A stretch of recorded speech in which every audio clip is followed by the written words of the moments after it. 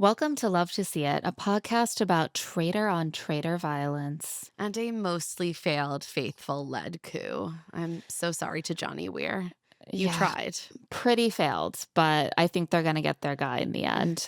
Today we're discussing The Traitors Season 4, Episode 6. Oh boy, what an episode it was. I am so excited. People are taking some big swings this season. Most of them don't pay off, but This as a was person that doesn't really care about gameplay and cares about good television, I'm here for it. this was like two episodes of good drama packed into one bag. So before we dive into it, a little housekeeping over on Rich Text. We released an episode talking about the wedding and reunion episodes of Love is Blind Germany, which were fun, which were nice, which were a balm. And we got into why right-wing media is suddenly so furious at liberal white women, which was not a balm or a pleasant conversation, But an but important one and an and you interesting one. yes, and you can find those discussions over at claireandemma.substack.com. Before we talk about this episode, I've just been kind of like catching up a little bit on like a little bit of the discourse around the show and the interviews that are starting to come out with people who have been eliminated. And I've been kind of fascinated by some of the themes that are coming up. People really hate Colton, which threw me a little bit because like we haven't liked Colton for a very long time. And I think for us, that's just sort of priced in. Like we didn't want him to be on the show. We don't find him Right. likable. But I wasn't really struck in the first few episodes by him being particularly egregious compared to I think Michael Rappaport was kind of consuming a lot of my Well, yeah. hatred. Yeah, I was very struck to see that there is a contingent of people who were like, Michael Rappaport is a victim of Colton Underwood. And Right. I was like, what? I'm sorry, that's a bridge too far for me. Two people can be bad, Yeah. but certainly I will not be going to bat for Michael Rappaport against anyone. Also, I think there's been a lot of outrage over how Ron has been kind of isolated in the house and questions about why he has been receiving this cold shoulder when he's not the only person who has taken a big swing and been wrong. Um, It's and interesting this episode. I think we see a bit of a social shift towards Ron for sure. Yes, and so we're definitely gonna talk more about that, Yeah. and the Colton thing in this episode because our viewpoints and I think, a lot of people's viewpoints on what's going down with the social dynamic around them in the house is going to evolve a lot in this episode. Um, but one of the things that is coming up, in part because of Ron and in part because of how so many, of the people who have been banished and murdered have been Black people. You know, we lost Portia and Tiffany to banishment. They were both faithfuls. Monet Exchange was just murdered. And so the question that comes up almost every season, I think, is definitely on people's minds again, which is like, are they being targeted? Is there a bias? Is there probably more of like an unconscious bias at work? And Monet did actually speak about this in an interview with Blavity, talking about the fact that this does seem to have emerged as a bit of a dynamic on the season. What he said was, we all come into this world, we have implicit biases, we all have biases, it is a thing. People can't act like, no, I don't. You're not an exception, you have them as well. So I think that there's some of that in play with how people are reacting to Colton and Tiffany as opposed to Ron and Portia. And he also points to how, like, Michael Rappaport made certain comments and then was like, I didn't mean it. But it's quite clear what were actually saying. And I do think like that is kind of a problem with the game of traitors. We've talked about it before that like when people have so little evidence to go on, what ends up happening on an often on an unconscious level is that people just rely on these feelings of not understanding or not feeling close to or not feeling as like aligned with someone. um, that feeling can derive from unconscious biases or it can derive from those sorts of like very deep seated feelings of difference. Yeah, I think it's so complicated because as Monet Exchange points out, every single person on the show has come in with a set of implicit biases. And Mm. these biases can work to help people become drawn to each other and form alliances. They can inform who is banished. I think, especially at the beginning, we've seen when there's really nothing to go off of. Yet, I also think it's not always like a straight line from I have this bias, or especially like a negative bias towards X group of people, and thus that is who I voted for at the round table. It is more subtle than that. And so I think it is very important to point out patterns and Yeah. see those things at work. And also, sometimes people's actions are maybe a little overread in kind of a simplistic way. Yeah. And I think part of what also happens is that there are often other dynamics at play. I think that we'll get into the situation with Ron and Portia and Colton and Tiffany. With Colton and Tiffany, the reaction just hadn't arrived yet. I think people are very suspicious of how Colton went after Certainly. Tiffany. But it's also the case that, like, I think it can just be a question of like a slight shifting of your bar for suspicion. And those little differences in how you perceive people can really like add up and lead to these Absolutely. differences in how people are able to play the game. It's like, if I do this, it will be perceived as more suspicious, even if only a little bit, than if Right. maybe like a straight white man did it. And that tiny bit can be the thing that That tips the gets you. scale. Yeah, that tips the scale. Also, as you pointed out before we started taping, sometimes these biases, even if they are positive towards like a straight white Mm. man, can actually work against them in a game like the Traitors. You might end And up I do having. love it when that happens. Yeah, That's to be fine. clear, I don't feel bad, and I don't think that every single one of these outcomes is inherently bad. I don't personally care if a bunch of burly white male gamers get like murdered at the beginning of the game because people think that they're inherently going to be smarter or more able to whip votes. Like, I actually don't really care. Yeah, get him But out. Get him out. but that is also informed by an implicit bias, one that can have real world consequences. Yeah, 100%. And so this show really is a format that allows those to kind of filter through in a way that you can perceive how they're at work, but just like in the real world, they're a little bit complicated by those other factors that people are probably paying more conscious attention to. And so it is like an interesting simulation of how these things play out It's in also interesting the to real me life. that, for example, because Colton is so like loud and obnoxious, frankly, the whole of the Tiffany swing and a miss is being laid at his feet.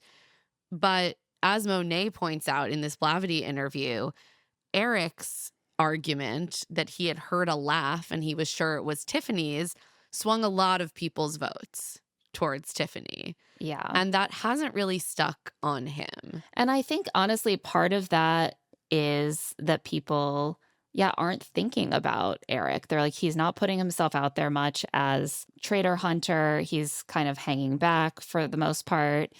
And he seemed to feel really terrible. And like afterwards, Colton was kind of like, well, that looks bad for me, but whatever. And Eric seemed like shaken to his core. And I think the audience, as well as the other people in the cast, are taking things like that into account, fair or not, and saying, well, I think that Eric just made a mistake, but Colton seems maybe like he's just playing a game. Calculated. Yeah, he's I also think calculated. that the Traitors is not a fair game. No, It it's is like certainly not. inherently not a fair game, and it is also a social game. And if you start pissing everyone off and being obnoxious and overconfident and barreling over other people and their opinions to control the game, that is going to come back on you eventually. And I do think that is what we are seeing with both the audience and the other players in their responses to Colton. Yeah, I completely agree. And that this episode was so fun because you're starting to see the chickens come home to roost, and you're starting to see people kind of clock in a little bit more and question, like, why am I feeling so suspicious of this person? And why has this other person evaded scrutiny? So let's get into it because I can't wait to talk about this. It's breakfast time, of course, is that's the traditional place to begin. And we still don't know whether the traitors were able to murder, but we do know that Kristen, Mara, and Rob will be able to eat salmon because they are the first to arrive. Those lucky They're bitches. going to be getting All the those good salmon. nutrients, that the healthy fats that we know that salmon provides our bodies. Rob has a shirt on again, much to my dismay.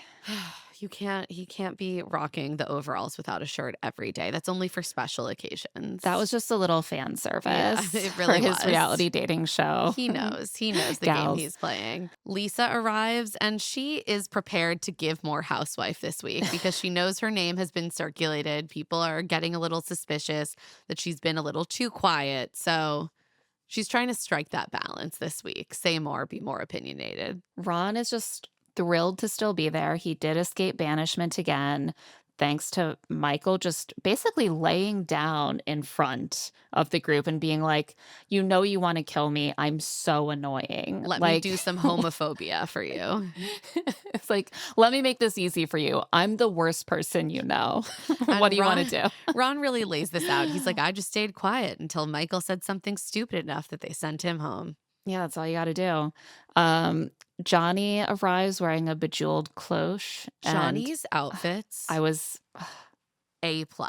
A+ this season.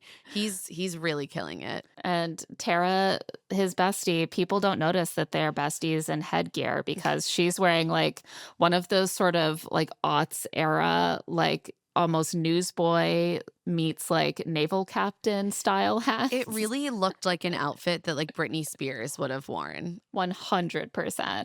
From that time when they were like, if you're beautiful and have shiny blonde hair, you can wear the weirdest hat. Yeah, a you've little ever seen. newsboy cap and like a matching beige little suit vest. Yeah, That's when millennials were starting to wear like corporate wear to the club. Exactly. Hot women dress like little corporate newsboys. Colton, Dorinda, Eric, and Jam Jam are the last to come into breakfast. This means that no one took a shield. That's everyone. And so they were protected from murder. So we get a flashback to the turret and Alan breaking the news to our traitors. They're feeling murderous towards Colton. Rinna's like, I want to slit his throat. I'm like, you don't have to do that. It's This pretty is why I bloodless. think we need to have housewives in the turret because they're just like so theatrical. Also, Rinna is literally an actress. She's leaning in. She's like, it's not my first time saying this. She's like frustrated. They're all frustrated because they want to kill Colton now before he keeps talking about Lisa and it becomes suspicious. And I was like, guys, get over it. The ship has sailed. He told half the castle already. You couldn't kill him now. Like, he held court to a whole group of people already and said that he thought it was Lisa and she hides behind her sunglasses too much and she's not being extra enough. You could kill him tonight and it would be too late. But they do assume that Ron will be banished at the next round table, and they're all like, cool, another week where none of us are under the gun. Colton decides at breakfast to try to recruit Dorinda to his anti-Lisa mission. She was the person who kind of like confirmed his suspicions and told him in front of everyone, like, yeah, she's acting a little quiet, not herself. For the first time since Donna Kelsey, he has alighted on an actual traitor. Look, if you go after everyone, you're bound to hit a traitor once in a while. This isn't even a stopped clock, is right. Twice a day. It's like if you have hands on your clock that point in every direction, exactly. one of them will be the right number. But he is correct. Unfortunately for Colton, he's kind of thrown so much suspicion on himself at this point that his credibility is just really dwindling. He seems a little bit oblivious to how bad the situation is. And I think partly because everyone kind of backed him against Michael. But like they were just kind of deferring dealing with the Colton problem until they got the homophobe out of the house. Right. They They were don't like, trust we'd you. simply rather have Colton in our castle for a few more days than Michael Rappaport. That was the Right. calculus being made. He's like, I've lost some goodwill. And I'm like, no, they believe you're a traitor now. You've It's lost not. all the goodwill. Like, And he's like, I'm just following my gut on this one. Stop. Don't follow your gut. In this case, your gut is right, but that's not a good enough reason. Dorinda agrees with Colton that she has some blinders on because she and Lisa are friends, but she clearly doesn't want to be dumb about this. She's like, it would be really clever to make Lisa a traitor, and I do see that, and I have to kind of consider that. Someone told me recently, I forget where they read this, but apparently Dorinda was so bummed about being sent home last time because she like really, really prepared to come in and like Uh, hunt traitors. So I feel like she's like, it's my second chance. Apparently she like yeah, read The Art of War, which is hilarious. Uh, I love that. but I feel like she's taking the game seriously. She's like, I'm not going Yeah. to turn on a fellow housewife, but I'm not going to discount the possibility. I mean, I could see her going to the end the way she's playing She's doing because well. she's involved, but she's not putting herself in a suspicious position. Also, no one thinks she's a traitor. Well, exactly. It's tricky for her that she came in to hunt traitors and really win at that. And It's all her friends. she doesn't want to suspect her friends. That's pretty much all of them. After breakfast, the players kind of mill around the castle and discuss their suspicions. And it seems like a lot of them are still gunning for Ron. And they're kind of laying out their case for this. And Dorinda's like, I feel like he pivots drastically from being vocal to being observant, and that's suspicious, which is kind of true because if you're a traitor, you might be playing a certain game and then you find out that it's drawing suspicion. And so you have to change strategies. We've seen traitors do that before. Like, oh, I'm going to hang back so that I don't get attention. Oh, no, I'm hanging back too much. It's time for me to really get in the mix. So she has done her research. Stephen asks if anyone has reason to think Ron is not a traitor, and Rinna decides this is the moment to give more housewife by saying, no, no, no, no, like about 12 she times. has opinions now. She's like, I'm getting in there. No, I don't think that Ron is not a traitor. This is like, to prove a negative in this game is particularly impossible. It's like, how would I have proof that he's not a traitor? You're like, Steven, that's an absurd question. Ask better Yeah. questions. Colton says he's going to vote for Ron, but he's worried that he's going to be a faithful. And he's like, I'm afraid that he was the perfect setup from night one to drag along, even better than Michael. That's unfortunately a He's little bit right. insightful from Colton Yeah. here. Look, here's the thing about Colton. He is so ham-fisted and annoying, and he has done bad things, and we wish he wasn't cast on this show. At the same time, he can be observant about like the social dynamics. But he's so smug that it's like, I'm like, you're He ruins patting it. yourself on the back too much. Like, you're not that great. Well, and that's where he trips up, is because he can observe correct patterns, but he's for some reason doesn't understand that his own social game has ramifications. Exactly. It's like he thinks that he's not part of the game. Right, like he's Alan. Right.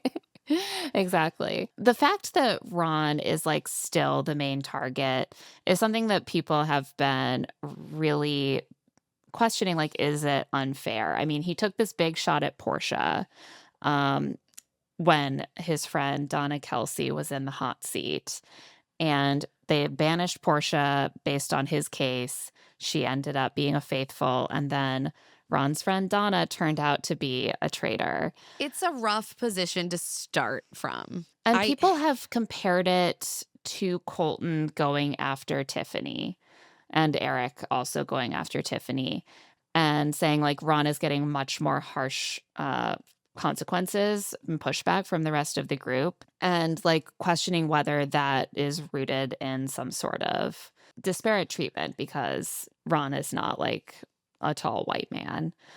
And I think that's a completely fair thing to question as a factor. But I mean, the Portia thing was it was a little bit more complicated because it seemed like he really went after Portia to distract attention from someone who turned out to be a traitor. Right. I think unfortunately he ended up in a very bad position very early in the game, and combine that with the fact that, as Rob observes during this episode, he is an introvert. He kind of keeps to himself. He didn't come in with a bunch of social connections because he doesn't have like an affiliation with a show the way that a lot of the other people do. And he's also not doing a very good job at fostering those connections. And even in some cases, he has resisted fostering personal By his connection. own admission. Right, by his Like, own admission. He's like, if I don't like you, I don't want to talk to you. And my family's none of your fucking business. Right? right. Like, I don't want to get too close to you. That will be that will cloud my judgment. Right. Those are statements that suggest that he is intentionally keeping his distance from people. I don't know if that's completely true or not, or if he's just trying to spin his sort of introverted tendencies as evidence that he's like a really good faithful. But I think it came off as him kind of just admitting that he is not playing the game properly. And I think something that lends credence actually to that case is that the minute that he does get a little bit vulnerable at the round table and start making a personal overture to each person, the tides kind of turn. Right. It's not enough supposed to. ultimately, but Yeah. I so I People just say think it's not supposed to be a popularity contest, but the minute that you go around and you're like, I really like you, thanks for being my friend, people are like, oh my God, he's not a traitor. I feel like he's not a traitor. I changed my mind. He said I'm nice. But we'll get to that. But I just think it's like complicated to read what's going on with Ron for that reason, because I think he has, by actions that aren't really his fault, been put in kind of a bad position. I think that I'm sure there are implicit biases at play that maybe contribute to the Yeah. fact that he's had a harder time making those connections. And also he seems to have gone into the game unwilling to make those connections sometimes. So it's a little bit Yeah. hard for me to it's a little bit difficult for me to put my finger on like one reason. Yeah, it's like a little bit overdetermined. Like, it's impossible to say how much, in my mind, each of these factors contributes because so many things are contributing. Exactly. But the result is that he seems like really isolated, and it's sad. it's sad. Like, obviously, it's hard to watch. And I think what starts to happen is that audiences are reacting in real time. But in fact, in the house, that is also in the castle, that's also starting to happen. That people Yeah. are like, hey, it actually feels bad that he is so isolated. And do we really have enough proof on him to be ostracizing him to this degree, or have we jumped the gun a little bit? Rob is one of the first people that we see really kind of push past this anti-Ron bias in the house. We see them bonding over a game of chess, and they agree that Ron is probably going to be banished at the next round table. But Rob, it becomes clear, is a big fan of Ron. He just sees likes him. himself in Ron. He's like, you're a quiet dude. I'm a quiet dude. Like, Yeah, he just we're the likes him. same. He asks Ron if he's heard Rob's name floated, and Ron is like, I have never have.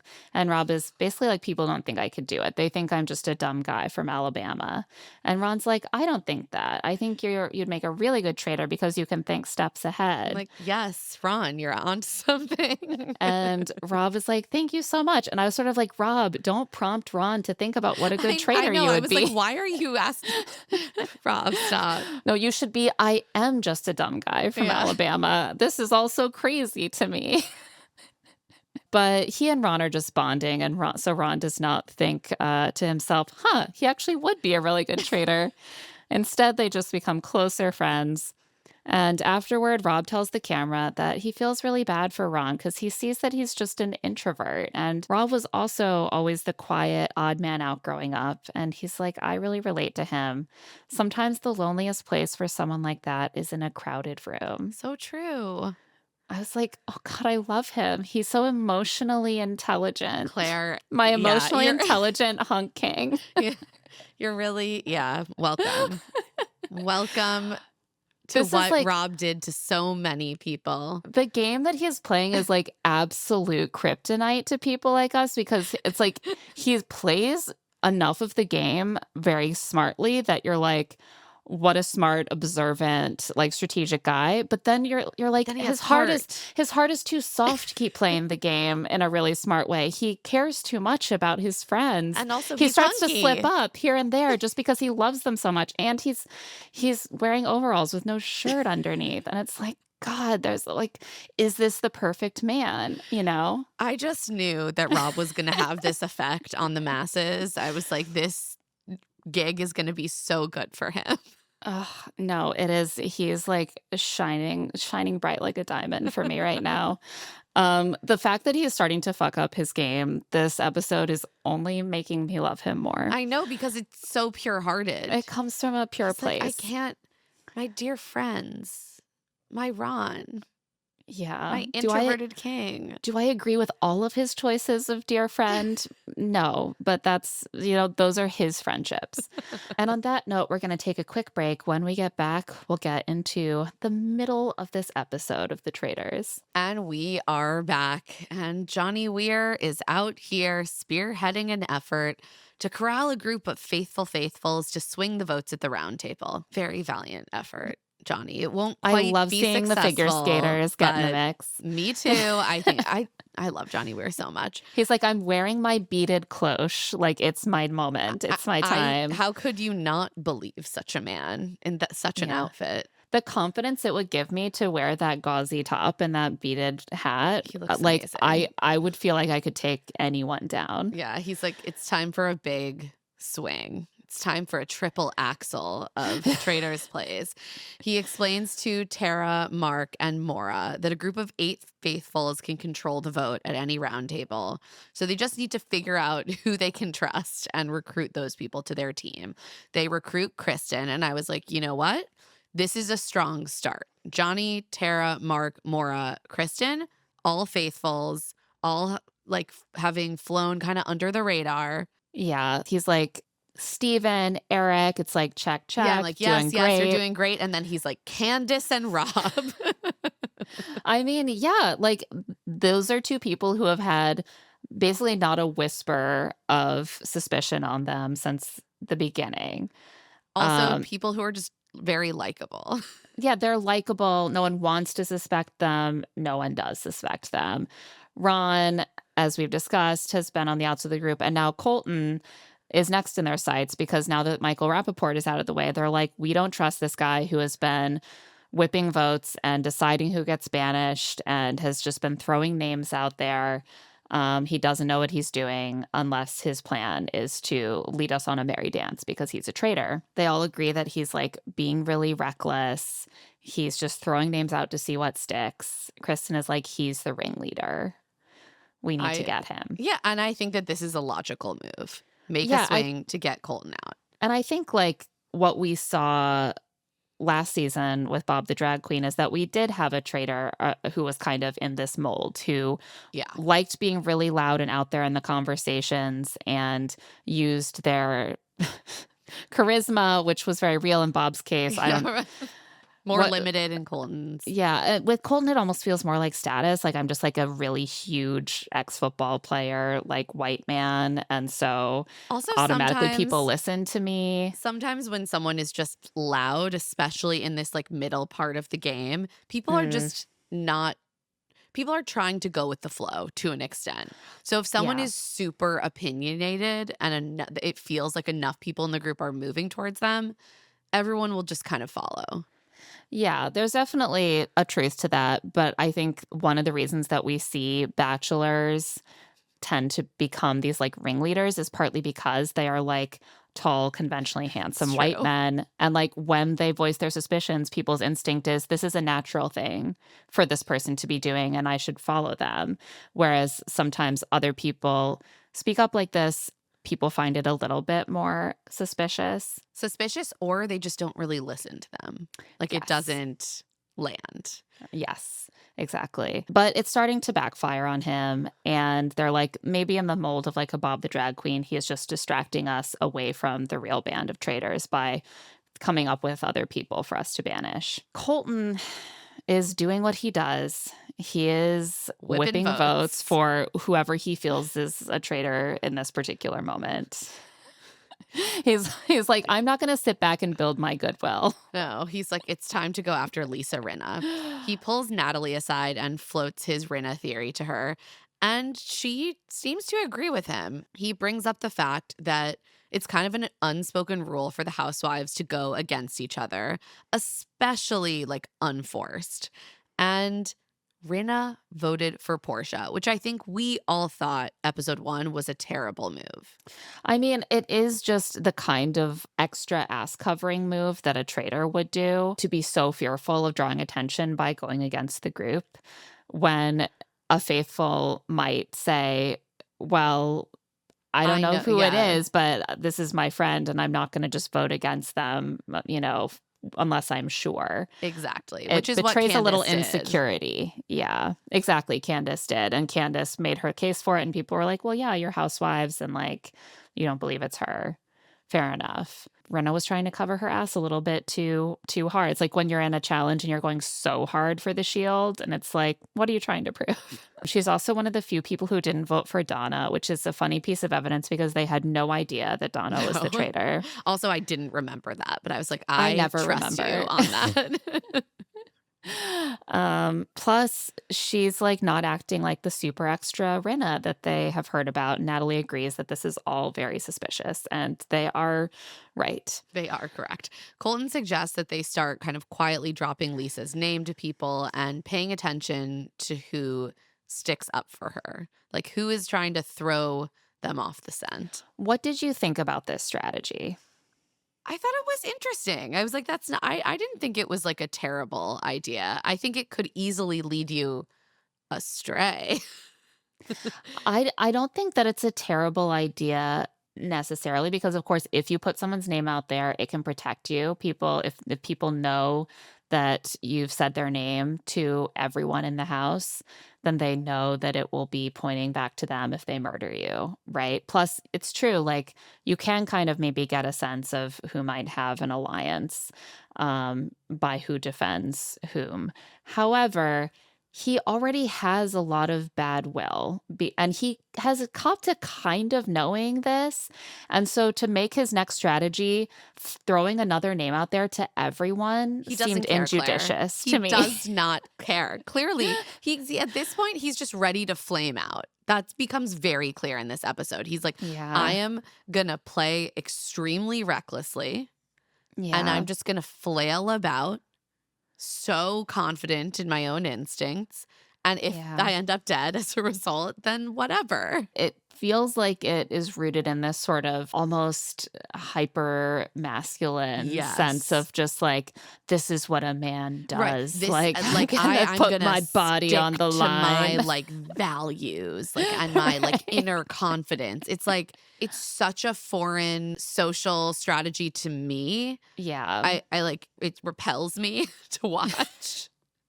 Like, and I think that there are situations where falling on the sword, as we call it, is like seen as something that requires great integrity and courage to do, right? Like, oh, you pulled the child out of the burning building and in the process, you lost your own life, right? Like, as a man, I'm going to like put my survival below like Right. doing my duty and like doing the heroic thing. And I'm like, no, you're not a hero and you're not being brave. You're just being dumb. Yeah, it's And so an asshole. brave to go after Lisa Rinna. That's I bravery. know. To just like make dickish comments about Lisa Rinna to her face and behind her back to everyone. That's integrity. That's basically like pulling a child from a burning building. I just was so struck after this. I was like, Colton is just such an incredible mix of dumb and smart in this game. It's like he'll have this moment of like true insight. Oh, you're correct. And then he'll just do something incredibly dumb. Like he does correctly Yeah. identify that if Lisa is a traitor, it is a smart move to seed her name to enough people that she'll know that it will come back on her if she murders him. That's completely true. But He does nothing subtly is the problem. Like he tells Natalie they should quietly drop Lisa's name. yeah. And then 1 minute later, like Dorinda, Candace, and Lisa come into the room and Colton's like, oh, the housewives sticking together. How convenient. Glad you don't have sunglasses on today, Rinna. I can look you in your eyes. Like if I was Rinna, I would also want to slit his throat. Well, I was like, now you're also just being rude to Dorinda and Candace. No, you're just being a dick. Right. Like you're not really doing anything useful here. Like what does putting Rinna on notice accomplish? What does sort of sending strays out at Dorinda and Candace do for you Like here? you just said, let's quietly throw her name out. And then you're just like, Right. I'm going to pick a fight with all of the housewives. Yeah, the way that he is approaching this here is how he's going to ensure that Candace and Dorinda definitely defend Lisa, because who wouldn't defend Lisa against that kind of comment? And aligns them with her against him. Like Right. it's not strategic. Someone in our Rich Text subscriber chat pointed out, which I had completely forgotten, that Colton had made another strategic blunder on his season that I'd forgotten about. We talked about how after the show basically was like, I lied to producers about who my number one was because I wanted to protect the relationship. But then it turns out that the producers were trying to protect my relationship with the number one. And so they instead sacrificed my actual number one for a storyline, and whoops, I played myself. And there's another thing that he did in his season, which I had totally forgotten about, which is that he was getting constant warnings about one or two women being there for the wrong reasons. And he like could not figure out who it was. For like No, episode this after really jogged episode. my memory because I remember we spent half of that season talking about how he was trying to play detective and he was the worst detective ever. Yeah. Like in later seasons, we would be like, now see, this is how you do an investigation. Ask a follow-up question. I will say Read the room. This is a theme with bachelors specifically, is that they do really bad investigative work. Yeah. And But Colton was like the shining example of that. And I think that Colton has like learned certain lessons from this that he thinks he can really like apply to this new show, that he can ferret out the people who are there for the wrong reasons this time by like really locking in, but his instincts are still bad. And that's again gonna do him in. They're at best chaotic. Yeah. And like also when he's doing this stuff with Lisa and the housewives and like making the snide comments, he's doing it in this way that I think he finds adorably mischievous and charming, but it's really obnoxious. condescending. Yeah. I'm sorry, if I was a woman who was like a few decades older than Colton, like Lisa Rinna has like grown ass children. Yeah. And this like boy around my daughter's age started making snide comments to me. I would be so mad. And if I were another person in the house, I would just Watching be that. like, why is he acting like this? Right. Like, what's wrong with Also, him? because like you can think she's a traitor and not be a dick. Yeah, most people do that. Right. We've touched on how people just like hate Colton and how we were not thinking that much about Colton early on in the season. But this has got to be a big part of why. I mean, I think part of it is also people discovering or rediscovering his history of stalking. Right. And we're which so familiar with it that like, yeah. yeah. But I think part of it is just that in these moments, he thinks he's being like so cute. And instead, he's coming off as really smug and I condescending. just want to be like, sir, do less. Do so much less. Later, when he tries to make an alliance with Rinna, I was like, you have played this all so wrong. Yeah, I can't wait to discuss that. So now it is time for the challenge, a creepy cabin challenge. And in the car on the way to the challenge, Colton tells the people in his car, Tara, Rob, and Dorinda, that if he's not at breakfast tomorrow, it was Lisa. He also says he's not planning to bring Lisa up at the round table because he doesn't want to distract from Ron. And this puts Rob in a weird position. But he is smart enough to know that he can't stick up for Rinna here. He has no particular reason to do so. They don't have like a public alliance. He does have a strong alliance with Colton. So he is like, yeah, that's plausible. He doesn't jump on it and be like, yeah, let's take her down. But he doesn't try to defend her at all. The cars pull up to the creepy cabin in the woods. The and ghost of Tom Sandoval is still haunting it, I have to assume. Honestly, compared to previous creepy cabin challenges, I thought this one like tame. Let's be clear. I would probably not have survived this challenge. I would be volunteering to go first. But relatively tame. they don't have to like touch any Right. bugs. There are no like maggots on them, and they also don't have to sing publicly. So the maggots are just like over there. On the sideboard. Alan explains that they're going to receive a series of cryptic clues in the cabin, which will give them the name of someone buried in the graveyard next to the cabin.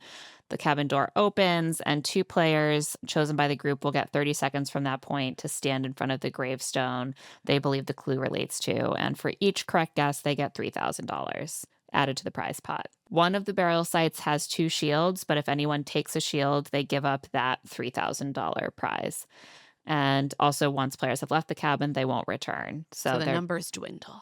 They enter the cabin and sit at a giant table with letters written on it. It's also very dusty, which does allow them to take notes. Yeah. That's working dust. That's useful dust. They all kind of tentatively agree not to take shields. And I was like, why? Because they can't block a murder by not taking shields this time. And I obviously, like, I guess you want to maximize, if you don't get a shield, you want to maximize the Traitors' options. But I've never seen people like unite to say no one gets a shield. Yeah, this was in this situation. It's like they did it because they did it last week. They're like, let's just do it again. Is what they're it felt like, like. We'll get more money.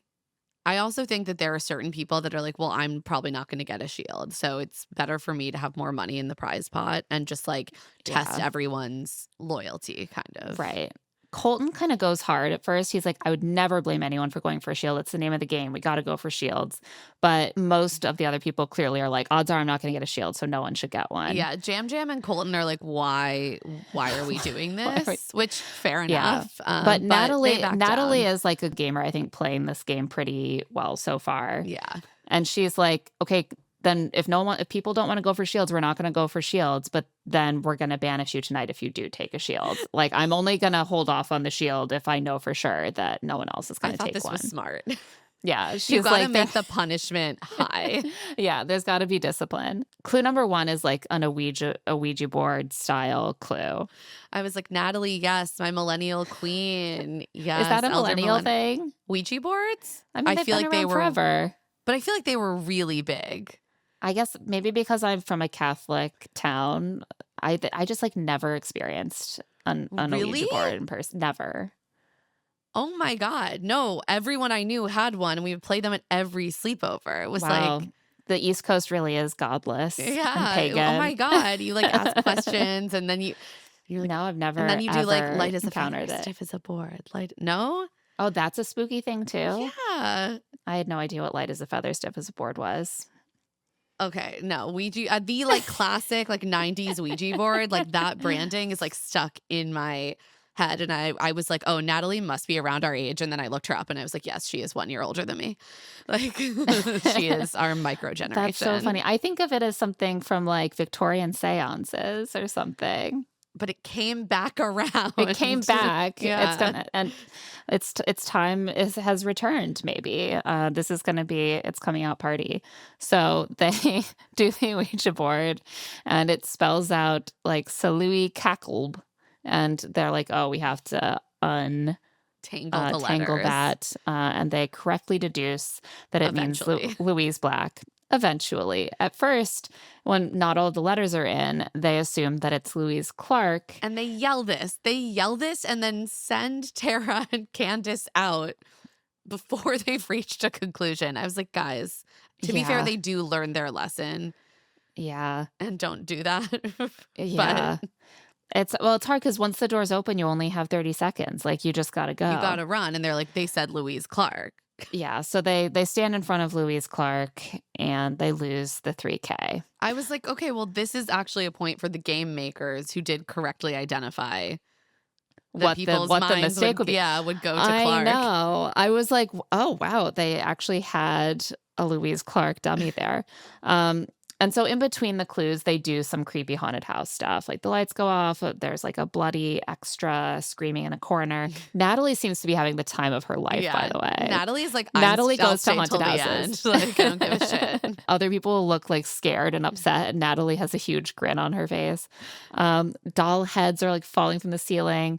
they have like bugs being like pushed out of like chests and like in waves. It's Yeah, so suddenly gross. just a wave of maggots comes Yeah. crawling out of a random piece of furniture. And it's really gross. And like Johnny clearly came prepared with like a snood for this Kristen challenge. too. Yeah. They just kept like, you saw people's faces getting more and more covered. Yeah, they're like, I'm not getting bugs in my cleavage, not today. But they're not actually like touched by the bugs. I was like, No. I was maggots like, over there, lame. sure. For clue number 2, it's a little different. There's like blood dripping down the wall, and then it makes letters, and they figure out that the answer is Jack Stone because it's like master of none. And so they're like, oh, it's Jack. And then certain letters are underlined. That's the kind of clue we're talking about Yeah. here. Jam Jam and Mara run next, and he wants to go for a shield, but she's like, no, we're not doing that. And now she's suspicious of him, and he doesn't have a shield. So not a very successful outing for Jam Jam, but they do get $3,000. And then things just are rocking and rolling from there. They get the rest of the clues right. And Ron, Rob, and Eric are the final 3. They stay to the end. And so they're just like released from the cabin at the Yeah. end. I thought And there was going to be like a twist at first. Yeah, no, I think they thought that they wouldn't make it that far somehow.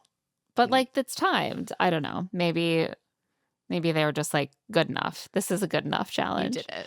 But they learned that no one took his shield, and Rob is thrilled because now he can murder anyone he wants. During the car ride back, Ron tells Eric and Rob that he thinks he'll be going home that night. And Rob is like, oh man, I know that we were going to banish Ron. The Traitors' plan is to banish Ron. But I like him and I want him to stay.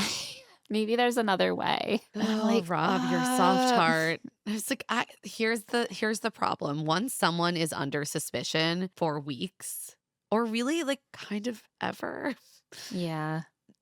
they will eventually be sent home because people just need the information.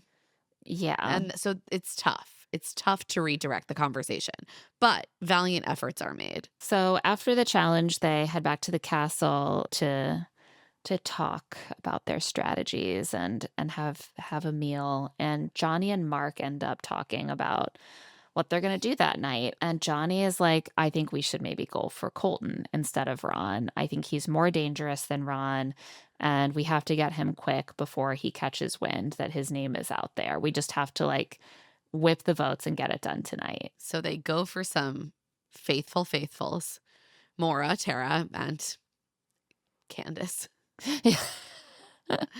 Even though they acknowledge that Candace has been very clear that she's like gunning for Ron every week. Yeah. They also float the idea to Steven and I think unwisely to Rob, who is just in a very clear alliance with Colton. Yeah. And Rob does, because of this well-known alliance, I think feel comfortable pushing back and saying like, that's crazy. That's the same mistake we've been making this whole time. We just feel a gut instinct and we switch up at the last minute. We can't keep doing that. And he's right. And also it's a good argument, but also Then he votes for Lisa. or Ron. Like I was like, Right. the person that people would be switching up from is Ron, and you want Ron to stay. So but like he also wants Colton to stay, which is why he gets himself into a pickle. Well, exactly. I'm like, you really want Ron to stay. Maybe there's another way. Well, Colton is the other Colton way. would have been the other way. But he pushes back on that hard and is like, let's stay focused. Stay focused on whom? Who are we focused on before? The person you don't want to go home. So Rob tells Lisa, Candace, Steven, and Eric that he thinks maybe Ron isn't a traitor. He's like, I've talked to him one-on-one. I just believe him. I think he's telling the truth. And Candace and Lisa are like, What the fuck are you doing? He is going rogue. And he just you can't, an alliance and a turret can't overcome a man's love for his good bro that he just met, and they played some sort of sport together. Chess counts. It does count. It does count. I don't know that this is tactically smart on Rob's part. No. I think if you're going to go against a traitor, it needs to be like really clear why. Well, if you're and going I to go don't- against another traitor. To be clear, I don't think that his plan at this point is to go against a traitor.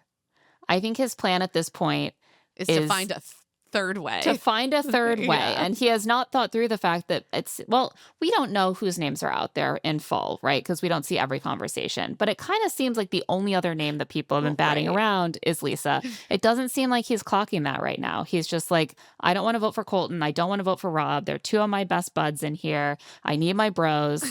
And so I'm just going to start undermining that case. I'm like, what about your good girlfriends, Lisa and Candace? They've been there for you in the turret and outside of the turret. And you're just going to throw that all away because you had a nice game of chess with Ron. What about your gals? This is when Colton takes a big swing and a miss and pulls Lisa aside. I was like flabbergasted that he thought he could do what he does here at this point. It's like this maybe would have been a good move. I don't actually know if it's ever a good move, but like it can't be done this way. No, it can't be done in this way. Also, like, even the way that he starts the conversation got my hackles up. He's like, I need to talk to you. I'll talk to you in the billiards room. I'm like, are you her boss? Like, is that an invitation? It's an order. He tells her that he's going for Ron tonight, and then he like proposes a deal. He's like, I'll protect you at the round table if you protect me, like in the turret. Here's the thing. Even if Lisa would like accept this, which she wouldn't, what good would it do her for him to protect her when he's already told everyone all around town that she's a traitor? Right. It's too late. It's too late. It's insane. Like, are you dumb? Like, what are you doing?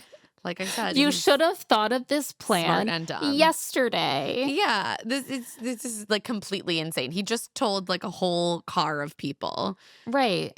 He got halfway down the road to the plan of banishing her, and then he was like, "Oh, sometimes it's good to go to the end with an ally who's a traitor. So I'll just offer to do that." No, too late. No, you missed the boat. Make an alliance in a subtle social way, Colton. Yeah, you failed at that. Diverged in a Yellowwood like 2 days ago, and you took this road. You can't just like cross over to the other one. And Lisa is just like, what are you talking about? She's affronted. She's like, I'm a faithful.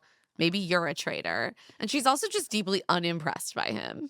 Of course, like he's a mess. Like this is not like she doesn't trust him. Why would she form an alliance with him at this point? He has been ruining her game. Whether she's a faithful or a traitor, he has been ruining her game. And like we have seen faithfuls become traitors' pets, like kind of the way that Dylan Efron did with Rob. Yes, but with that's because they Rob. formed a friendship. And what they didn't do was go to them and be like, I know you're a traitor.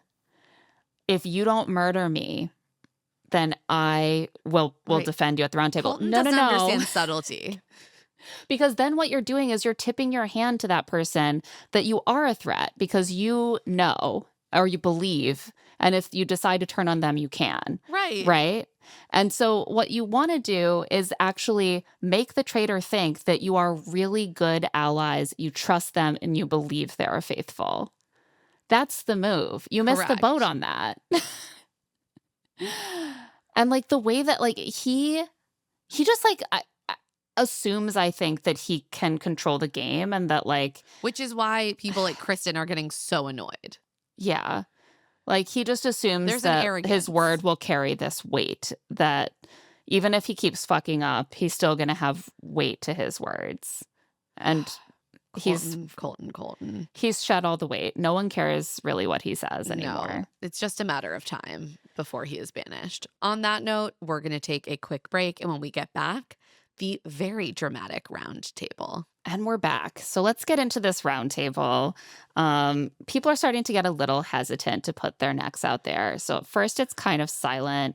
And then Mark jumps in and is like, Ron, you've been taking a beating like day after day for spearheading the Portia vote, for jumping on Colton's crusade against Tiffany. But I want to hear you plead your case. And Ron points out, like, we've all voted incorrectly. Only I have been put in the hot seat. I've been consistent. Everyone knows if I like them or not. And Dorinda tries to push back and is like, well, this isn't about liking each other. It's about contributing to each other. He is very uninterested in hearing from her. I was like, why does he hate Dorinda so much? Like, did something happen between them? Yeah, I was like, I feel like there was more to that roundtable conversation or even outside of it that we Yeah. didn't see. Not that that was a good interaction, but he's truly like, we can't interact in a way that remains respectful, so we can't talk to each other. And I was just like, what did I miss? I I have I questions. don't know. I hope they will do interviews. I think like it does feel a little bit to me like he just didn't want to have the kind of relationship with her that she wanted to have. And she's like, you were supposed to like confide in me. And if you can't do that, then I don't trust you. And he's like, nah, I don't want to talk to you. I don't know. It's like very weird what's going on with the two of them. Not enough context. Ron points out that Colton has also gotten it wrong more than he has because he was the one spearheading the charge against Tiffany and Michael. Personally, to me, making Michael part of this case is like not compelling. I mean, the fact is that I think most people don't hold the Michael case against Colton. Like, I get why he brought it up, but I'm also like, I don't think most people cared that Michael was a faithful. Right. I think they all went into that with open eyes that he might be a faithful, but they just didn't want him there. And Ron is like, well, it's unfair not to count it because we don't like Michael. Which I was like, it's funny that he's like, we don't like Michael. And we all know that. But you're still on me because you do like Portia. I get that that probably feels unfair, but I think the reality is that people are angry enough about Colton taking out Tiffany that you don't even really need to factor in. Well, exactly. They just hadn't gotten around to him yet. Like, Right. They were just biding their time a little bit. Don't worry. It's about to happen. Johnny Weir has been spearheading a coup. yeah, not enough people are cooing, unfortunately, but the backlash is there. It just hadn't fully, it was just deferred because Michael was being such a train wreck. But this is when Kristen takes the opportunity to go for Colton. She says, yeah, if we're going to hold Ron accountable for swinging votes towards Portia, we should hold Colton accountable for doing the same to Tiffany. She wisely leaves Michael out of the equation. And she brings up that she feels like Colton just keeps throwing out names, seeing what sticks, reverse engineering it, and then getting them to vote the way that he wants. And Johnny Weir backs her up. He's like, I feel like a puppet. I feel like Colton is muddying the waters. And faithful Eric also jumps in to support the Colton case. Wow. After he colluded I with know. conniving The Colton. laugh. With the misheard laugh. And then Colton defends himself by saying, like, oh, I'm just playing recklessly and bold, but not as a traitor. I mean, recklessly, yes. Is correct. He's like, it's good that I'm reckless. I'm proud to be a reckless American. We can agree to disagree on that. Rob is like, I believe you. And so does Jam Jam. And he says the only thing they know for sure is that Donna was a traitor and Ron protected Donna, which I think is clearly like the biggest factor as to why people took that Portia banishment as like almost proof that he's a traitor.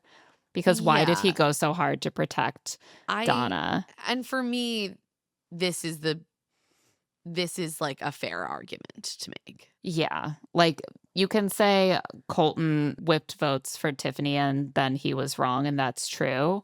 But there's no smoking gun to indicate that it's because he was protecting a traitor. He also went after Donna, who was a traitor. Exactly. And I think that people incorrectly, obviously, believe that Ron was protecting Donna, not just because she was a personal friend, but because he knew she was a traitor and he was a traitor as well. In fact, like, I think it was just because Donna was a personal 100%. 100%. It was, again, like, Ron didn't do anything wrong. Like, that wasn't even bad gameplay. He couldn't have known. And he did hear some things from Portia that I can see might have sounded suspicious. Totally. Like Portia has said that it was taken out of context, and like Ron kind of walked into the room as she was saying, like, imagine that you're one of the traitors in the turret. We have to think like them. If I'm a traitor, I'm thinking, okay, we killed Ian. And then like Ron walks in and it's like, oh my God, she said we killed Ian. That's kind of what Portia says is what happened. Regardless, he clearly thought that he had good evidence. He's like, I'm not going to let my friend go down when I think I have a smoking gun on someone else. It doesn't feel fair, but This game isn't fair. This game's not fair. So Ron at this point clearly sees that his banishment is coming. It's inevitable. There's just too much doubt. People want an answer. And he's like, the only thing I can do is just let you write my name and you'll find out the truth. So I'm just going to take this time to say goodbye. And he goes around the table and like says kind things about everyone and how he's like enjoying getting to know everyone. And it does kind of feel like he had finally started to like break through a little bit and like make Yeah. more connections with people. He's saying nice things about almost everyone, not Dorinda. Maybe he was going to get to her. I was maybe waiting. not. I was a little mad that Tara interrupted when she did because I was like, I need to know what he's going to say about Dorinda. Yeah. Probably just Dorinda, bye. Yeah. But as he's doing this, Natalie and some of the others have started to whisper to each other, like, I don't think he's a traitor. I actually don't think he's a wouldn't say traitor. something so nice about me. A traitor wouldn't turn to me and say, I've really enjoyed getting to know you. You're great. You've got to use people's soft hearts, against them. And before he can finish, Tara does interrupt. And she's like, it's not Ron. We're making a huge mistake. And Natalie and Rob chime in and agree. And again, it's like, Rob, how many people can you stick up for? Yeah. Someone's going to get banished. And Natalie is like, I think that Ron is just an easy vote we don't have to think about. And that's not how we're going to get a traitor. Colton then decides as his last ditch, he's like, clearly I'm the second choice he's going to be settled on at this point. So Lisa. let's go for Lisa. She did not accept his alliance. And he's like, look, I know housewives are not supposed to vote for other housewives. So the fact that she voted against Portia night one never sat right for him. It's like, I think she's a traitor. And Natalie pipes up and agrees. She's like, night one is all about your pre-existing connections. I would never vote for a fellow survivor contestant night one. So it did seem weird to me. I think it was just a huge tactical blunder by Lisa. Huge mistake. Like it would have seemed very normal and plausible for her to vote to save her friend. But she's scrambling now. She's like, I felt sick about it. I felt terrible, but Ron convinced me I had to go with my gut. And Colton points out that she has sat back for a lot of the game and like it's not her personality to do that or something. His gut is now telling him that Ron is not a traitor. And in fact, it's Lisa. His gut is like churning. He's got a churning gut. Candace very gently tries to deflect by saying that they're doing it again, like going off track.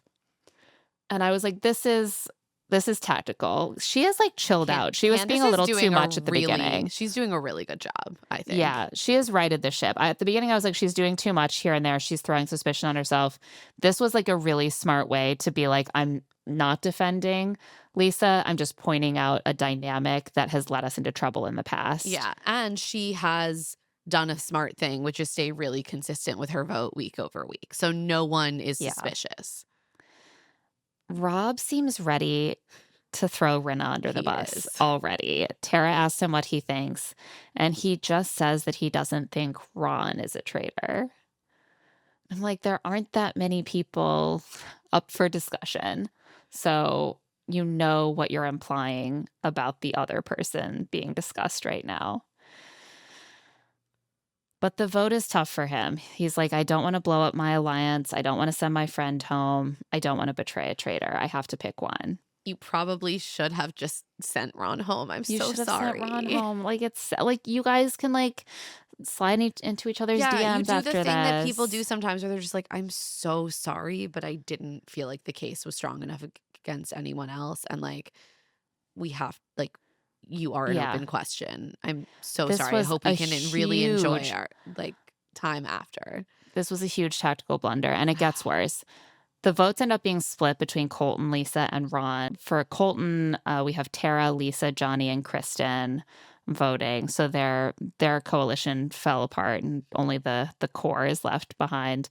For Lisa, we have votes from Ron, Colton, Eric, Natalie, and Rob. And Rob, I thought the second blunder he made was seeming very emotional and apologetic to Lisa. Too much. He did too much here. If he is going to vote for a fellow traitor that he is not closely associated with in public, then he has to act like He has to do it coldly. Coldly. Yeah, like, I'm voting for this person because it's the person that I have, like, the least attachment to, Right, he could have been basically. like, "Sorry, Lisa, I have nothing against you," but Colton's Yeah. case was compelling. He tears up. He's like, "As a faithful, it's my job to get traitors out of the game. I'm sorry." Which also, it makes it sound like he knows she's a traitor. Exactly. I was like, "Rob, you're being stupid right now. I know you love Ron. I know he's your buddy. But we're This is rooting for dumb. you, Rob. We're rooting for you." And this was a huge misstep to me. Like, And then and why would he feel so apologetic to Lisa if they didn't have a secret relationship? right. So what he's doing is going out of his way to be like, "I'm a faithful. My job is to get traitors out of the game. So I'm voting for you. And I'm You're like, really yeah, sorry. that's I'm weeping. People never really see us hanging out that much, but I'm really torn up about it." also everyone knows that the job of the game is for faithfuls to get traitors out. Like you don't need to Yeah. restate it. No, this was too much. Like he picked he picked the person that he felt the least bad about sacrificing, but he still felt so bad that he showed too much of his hand in voting against her. Bad move. And Alan has to like prompt him to give his vote. Like he's writing right up until the end. Like even that I feel like betrays too much about how aligned he is with Lisa right now. And to in the car be like, "Oh, it's plausible that she's a traitor," and then to act so unable to vote for her, but to still do it. I It was just like, it didn't "Oh, make Rob." sense. But even worse, in a sense, Lisa is not eliminated because Ron gets one more vote. Steven, Mara, Candace, Jam Jam, Dorinda, and Mark vote for Ron. Some people in that coalition that I thought were really going to go for Colton this time, but in the end, people do really like to close the book on one of these lingering questions. And they finally get an answer. Ron stands up there and is like, "I have a hard time trusting people. I know this world is completely fake, which probably makes it hard to see someone who's real." It's like, well, they're all real people. Yeah.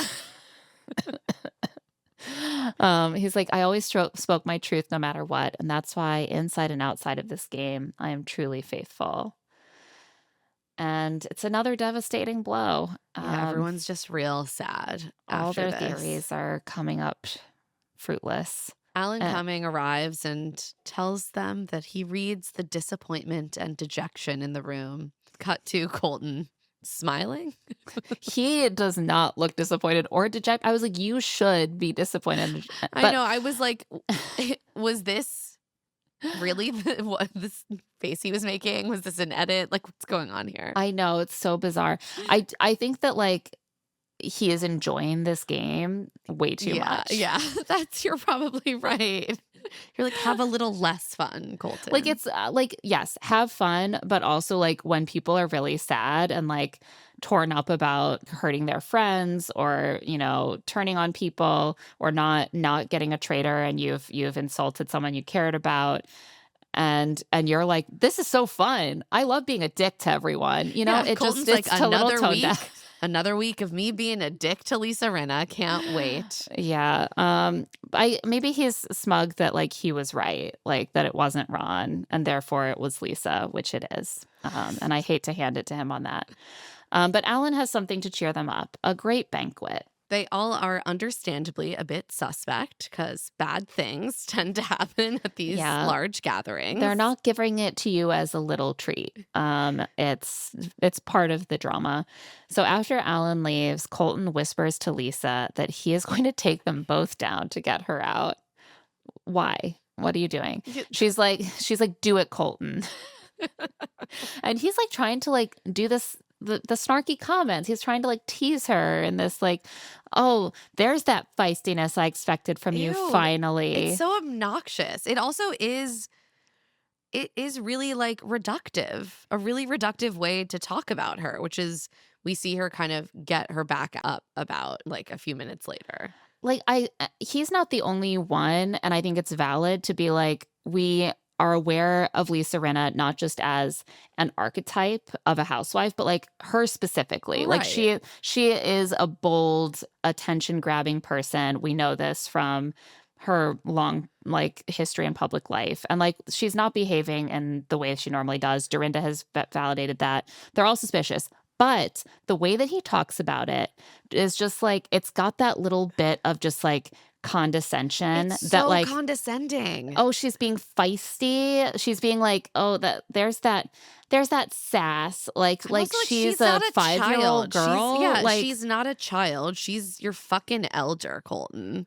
yeah, Like, there's I don't know. I found it really, really off-putting the way it he was feels speaking to like her. I don't want to like overread it, but like it feels a little bit sexist. That's like, oh, you're so cute when you're mad. Yeah, you're just a girl. Yeah, you're just a girl who's like a little bit sassy and feisty, and like I like needling you because it's so cute when you like get your back up. She's like, you I'm know, a it's fucking adult. Get away from me. oh, it's so But patronizing. first, she's like, okay, Colton, truly get away from me because I have to confront Rob. Lisa and Yeah. Candace are like remaining outwardly calm, but to the camera, they're both like, Rob has some splaining to do. Yeah, Like, they've we do lost not trust. trust him. He went after one of them Yeah, needlessly at the round table. Stupid. And they don't even get into this, but like the way he did it, I think was even stupider, and it will draw suspicion on all of them if Lisa is or if he is exposed as a traitor. Rob is like, I don't regret it, but I don't really have like good reasons. I just like Ron and Colton, and like maybe part of me wants to be a faithful, so I can just like vote for my friends. Well, you're not. You're not. You're not, Rob. I'm sorry. That's not how this works. Candace is saying to the camera, like, I hope he's like has some great reason, strategy. No, he has none. No, he just picked his boys. And so after the round table, they have to put in some overtime shifts to throw suspicion onto Colton and deflect from Lisa. And they're like working the room, being like, just because Lisa's a housewife doesn't mean that you can label her one way or another or put her into a box. And like Colton has so little credibility at this point. You need to take everything he says with like a huge grain of salt. Totally valid. And he ends up walking into the room, and Lisa tells Colton, like, I've been in this business for 36 years. I'm so much more than a housewife. And he's like, I know. You're an icon and a legend. You're so confident. And I was expecting more. And she's like, expecting. You were expecting. You expect me to be a certain way because I'm a housewife, but I'm Lisa fucking Rinna. I was Lisa fucking Rinna before Housewives, and I am Lisa fucking Rinna after. I was like, damn right you are, Lisa. I thought this was such an interesting moment because, like, it links in so well with these questions of like unconscious bias that we were talking about up top, which is just like so much of how you assess people on the show is like, are they acting the way I would expect someone like them to act? Right. And everyone is an archetype, especially a reality TV person. Like, are they a gamer? They're thinking strategically. Are they a housewife? They're going to be loud and expressive and emotional. But there are different archetypes at play in a sense, like you can almost escape the archetype more if you are very famous because people actually know who you are and how you behave more than they know a random person who fits your identity matrix, Sure. you know? And so one of the problems at play here is that he was expecting this not just because she's a housewife or because she's a woman, but because we know who she specifically for many years. Also, like, and in fact, she is, I think, hanging back in part because it's more strategic. No, she is. This is the Colton problem is that he has good points, but he's so obnoxious and smug and rude and condescending in the way he delivers them that I'm like, yeah, she is Lisa fucking Rinna. Yeah, no Stop one wants expecting. I'm not taking your side, Colton. And then he announces to the traitors while making eye contact with her, if the traitors don't murder me tonight, I will be gunning for every single shield. So use your opportunity to take me out. You won't be getting another one. And it's like, oh, you think you're so clever, like now they can't murder you. Well, they can't because it would be way too obvious. Right. You didn't need to even say all that. But think another step ahead. They don't need to murder you. You're so annoying, you're going to get banished. Yeah, right. There are already people who think that you're doing too much in the house. Yeah, you had a fairly narrow escape already at the round table. So Then we get a flashback to the previous night, which is when the Traitors actually found out about the banquet that was going to be held this night after the banishment. And they learn that they're going to commit a murder in plain sight again. This time it will have to be like in front of everyone, not like in a side. They were able to kind of do it in a side room when no one was there last time. Right. They had the whole castle last time. Now they just have this banquet. Yeah. And one of them will have to wear an amulet, and the faithful who touches it first will be murdered. I was like, this is so anti-woman and anti-femme, because immediately Rob is like, I obviously can't wear this giant bejeweled amulet. Well, and they're right. It would be absurd. Like, but Right, it's no like one a would buy giant it. bejeweled brooch. Obviously, one of the housewives has to wear it and thus Yeah. has to do the murder. Like incredibly rude, like to Yeah. gender the presentation. Also, of I this. was like, who's the most likely to notice a brooch and comment on it or touch it? That is such a good point. Who are you going to get to touch your brooch? It's probably going to be a woman or a queer man. Yeah. I was like, if Johnny Weir dies this way, I will be furious. Yeah, what about like, oh, a cool sword Yeah. that is hanging on the wall and you have to get one of your bros Like, to touch it? Yeah, give Rob a crazy tie. I don't know. But who would touch the tie? No Mora. one. It would Yeah, be Mora. Mora. It would be Mora. I think that Mora is actually a good option for murder in plain sight in general. Oh, 100%. Yeah. The Love Island girls are Yeah. vulnerable to a murder in plain sight.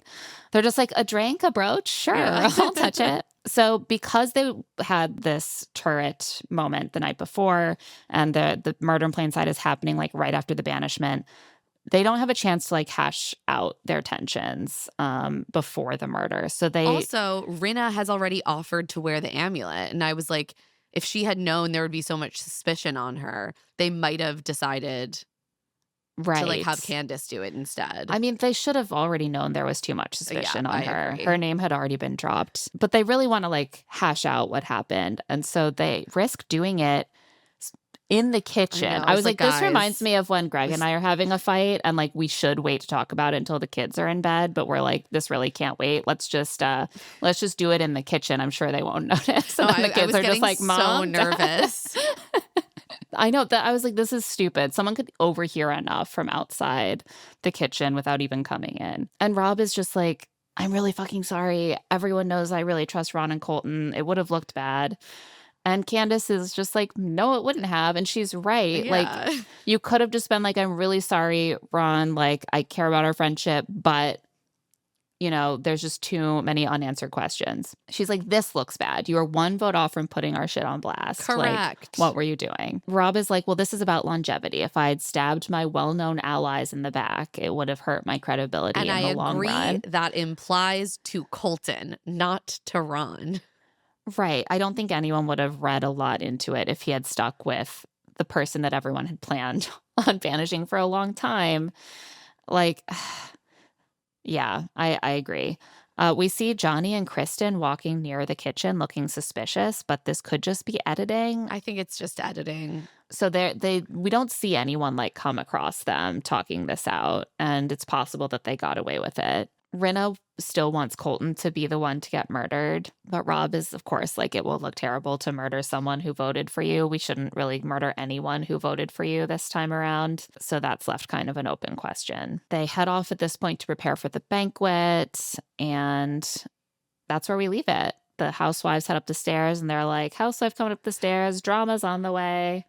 Because now they're leaning into their I think this is housewife actually identity. a smart way to play it. Yeah, no, that's what they have to do. It's the best move, and I am really stoked for this banquet next week. Me too. And I'm excited for the Colton and Rinna feud to bring us to the natural conclusion where Colton is gone, and actually probably she is also. I just hope Colton goes first, personally. Yeah. It's funny, like last week I was like, why is everyone so annoyed at Colton? I'm like not really noticing him that much. And then by the end of this episode, I was like, I've had enough Colton for the rest of my life. And I was like, okay, now I'm done. Yeah, he really blossomed into the most dickish version of himself in this episode. And on that note, that is it for this episode of Love to See It with Emma and Claire. If you're watching this on YouTube, remember to like and subscribe to our channel. Love to See It is a presentation of Odyssey. The show is produced by us, Claire Fallon and Emma Gray. Our production assistant is Tatiana Knie-Smith, who also edits our video. This episode was edited by John Bahar. Our theme music is by Tamar Haviv, and our art is by Aaron Nestor. If you like our show, remember to follow us, rate us 5 stars, leave a review, and of course, spread the word to all of your friends about Love to See It. I don't know, have them touch a little amulet and see how it feels. Our amulet is the show. The show is the amulet. If you want to get in touch, you can email us at claireandemmapod@gmail.com. You can also find us on TikTok at Love to See It Pod and on Instagram at Claire and Emma Pod. And you can find our newsletter Rich Text on Substack at claireandemma.substack.com. I'm also on Blue Sky at Emma Gray and on Instagram at Emma Lady Rose. And I'm at Claire E. Fallon. Special thanks to the team at Odyssey, Eric Donnelly, Peter Arriaga, Kate Rose, Moira Curran, Melissa Wester, and Hillary Shook. We'll be back soon. Can you keep